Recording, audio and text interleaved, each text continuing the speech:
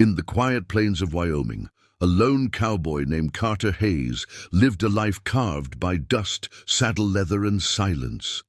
He wasn't the kind of man who believed in love. Cowboys loved their horses, their land, and the open sky. Nothing more.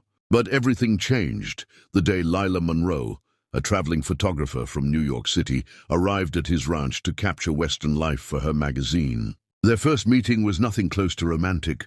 Lila was loud, curious, and full of questions. Carter was quiet, stubborn, and hated cameras. But the land has a way of pulling hearts together.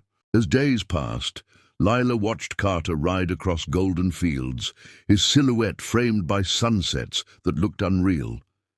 And Carter, unwillingly, found himself watching her laugh with his horses, filling his ranch with a softness he never knew he needed. One evening, while they stood by the old wooden fence, the sky burning red, Lila whispered, "You live in the most beautiful place I've ever seen." Carter looked at her, not the sky, not the land, and replied, "It wasn't beautiful until you showed up." But love in cowboy country isn't easy. Lila's return ticket to New York was only days away. Carter's life was tied to the ranch, two worlds, one heart. On her last night, a storm rolled in. Thunder shook the barn, and lightning lit the plains. When Lila panicked, Carter wrapped his arms around her and said, "You're safe. As long as I'm here, you're safe."